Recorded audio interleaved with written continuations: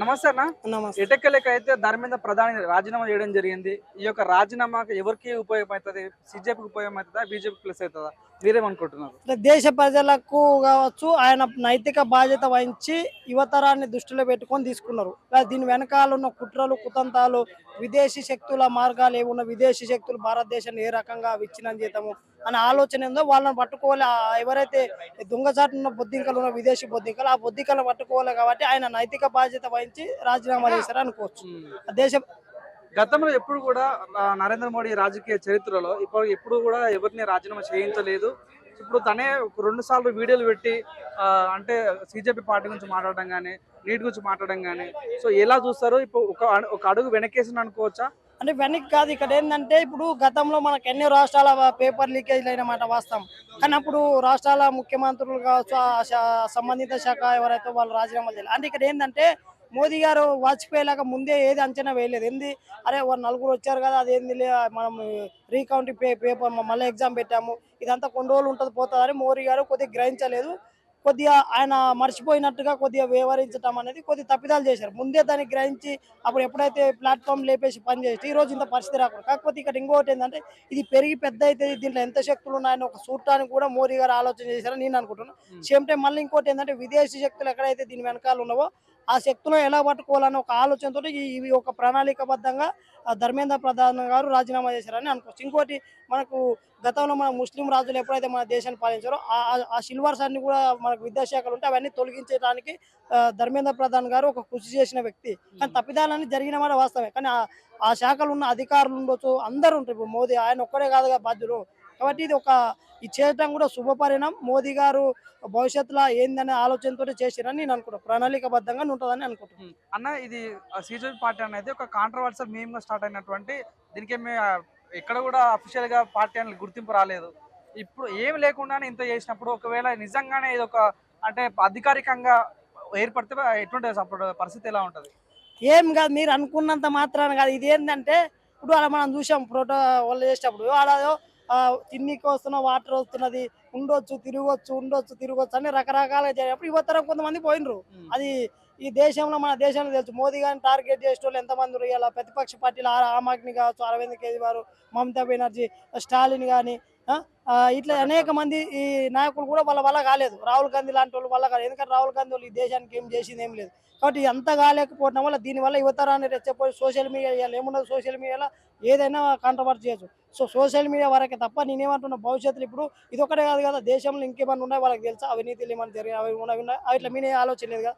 ఒకవేళ నిజంగా వాళ్ళు ఉద్యమం చేస్తుంటే దేశ యువతరానికి భవిష్యత్తులో చదువే ఫ్రీగా దేశమే చదువు ఇచ్చే విధంగా అన్ని రాష్ట్రాలు ముందుకు రావాలన్న ప్రతిపాదన పెట్టిన వాళ్ళు అది కూడా లేదు. ఇదంతా కూడా ఏంటంటే కొంతమంది 65 కేజీ వాళ్ళు ఓడిపోయారు. ఇంకా రాహుల్ గాంధీ లాంటి వాళ్ళకి ముఖం లేదు దేశం ముందు. కాబట్టి అంతా కూకొని దీని వెనకాల కొంత మన అమెరికా కావచ్చు, కొన్ని విదేశీ శక్తుల మార్గాలతో ఈ రకంగా వస్తుంది. ఈ దేశవ్యాప్తంగా ఇబ్బంది అయ్యి భారతదేశానికి ఏదో తప్పిదాలు జరుగుతున్నాయని మోదీ గారు గ్రహించారు. కాబట్టి ఆయనంతకైనా ధర్మేంద్ర ప్రధాన్ ఆయన రాజీనామా ప్రకటించారు. సో ఏవైతే ఇప్పుడు లీకేజ్ అయినో నెక్స్ట్ అట్లాంటి కాకుండా కూడా పార్లమెంట్లో దానికి ఒక శాశ్వత చట్టాన్ని కూడా మోదీ గారు తీసుకురాబోతున్నారని మనకు చెప్పారు. సో అట్లాంటి పరిష్కార మార్గాలు ఉంటాయి. భవిష్యత్తులో కూడా ఇట్లా జరగవు. సేమ్ టైము దీని వెనకాల ఎవరు ఉన్నారు అనేది మనకు అతి తొందరలోనే బయట పెట్టబోతుంది కేంద్ర ప్రభుత్వం. ఆ రకంగా పరిణామాలు ఉంటాయి అనుకుంటున్నాను. దేశానికి మంచిది. ఓకే, మోడీ గారు వెనకడుగు వేశారు. రానున్న రోజుల్లో రాహుల్ గాంధీ ప్రధానమంత్రి కాబోతున్నాడు అన్నట్టు కాంగ్రెస్ నేతలు చెప్పుకొస్తున్నారు. ఇది కళ మాత్రమే అనుకోవచ్చు. అవ్వడంట. ఎందుకంటే ఇప్పుడు 60 ఏళ్ళు పాలించిన వాళ్ళు ఈ దేశంలో ఏది మార్చారు? రైల్వే మార్చలేదు, పేదరికం మార్చలేదు. అంబేద్కర్ గారు ఏం చెప్పారు? 10 సంవత్సరాల రిజర్వేషన్ అవసరం లేదు, దేశం మార్చాలి, పేదరికం ఉండొద్దు అని చెప్పారు. మార్చారా మీరు? అసలు అంబేద్కర్ కూడా గౌరవించని దుర్మార్గులు కాంగ్రెస్ పార్టీ చరిత్ర ఉన్నది. వాళ్ళు కూడా ఇవాళ దేశ ప్రధాన ఎట్లయితారన్నా? ఇప్పుడు నువ్వు పార్టీలో కష్టపడ్డావు, నీకు పదవి ఎన్నికనే వాళ్ళు నచ్చదు, డబ్బులు ఇచ్చడానికి పదవులు ఇచ్చే పార్టీ కాంగ్రెస్ పార్టీ. ఈరోజు జరుగుతుంది ఇది. కాబట్టి వాస్తవానికి రాహుల్ గాంధీ అనే వ్యక్తి ఈ జన్మకు ప్రధానమంత్రి భవిష్యత్తులో కాలేరు. వాళ్ళకి ఏడున్న అవకాశం చెప్పి ఏ రాష్ట్రంలో వాళ్ళ పార్టీని గెలిపిస్తారు? యువత మొత్తం కాంగ్రెస్ వైపు ఉందంట. కాంగ్రెస్ కి యువత రాదు అసలు. అది కాంగ్రెస్ జనతా పార్టీ. పాపం ఆయన పెట్టిన దాంట్లో ఈయన పేరు తెచ్చుకున్న రాహుల్ గాంధీ అనే వ్యక్తి అడ్డగోలికి దూరిపోయి నేనే గొప్ప అనుకున్నాడు. మన ఇన్ని రోజులు ఏం చేసి ప్రతిపక్ష నాయకుడు ఉన్నప్పుడు ఏ రోజు ఇప్పుడు లీకేజ్ అయినా 2-3 రోజుల నువ్వు ధర్నా కూకున్నట్టు ఇది వరకు నీకే పేరు వస్తుంది. నీ ప్రతిపక్ష పాత్ర కూడా పనికిరావు అనేది దేశ ప్రజలు ఎప్పుడో గ్రహించారు. రాహుల్ ఇంకా ఒక లెక్కలు చూస్తే మా రేవంత్ రెడ్డి గారు బెస్ట్ ఆప్షన్. ఎందుకు ఆయన కొట్లాడన్నా గట్టివాడే, కానీ రాహుల్ గాంధీకి ఏది రాదు.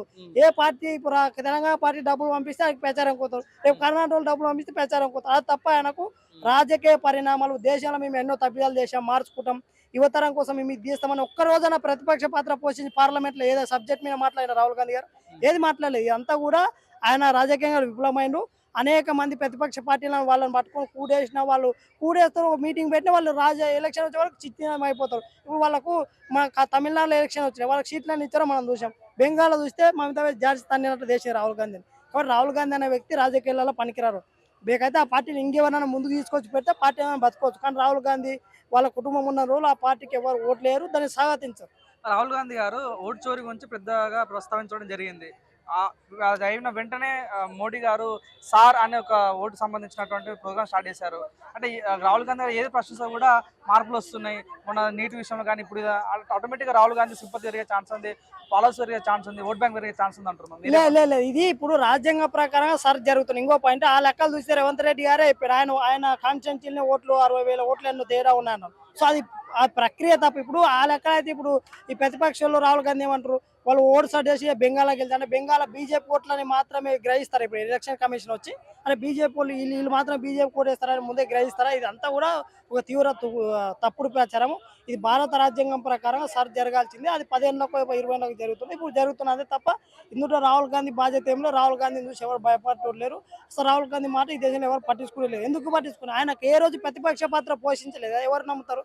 ఏం చెప్తారు ఒక్క మాటలో? ఇప్పుడు ఈ రోజు రాజీనామా ఎవరు గెలిచారు? బీజేపీ గెలిచిందా, సిజేపీ గెలిచిందా, కాంగ్రెస్ గెలిచిందా? బీజేపీ గెలిచింది, దేశ ప్రజలకి, దేశ యువతరం గెలిచింది. బీజేపీతో పాటు దేశ ప్రజల యువతరం గెలిచింది.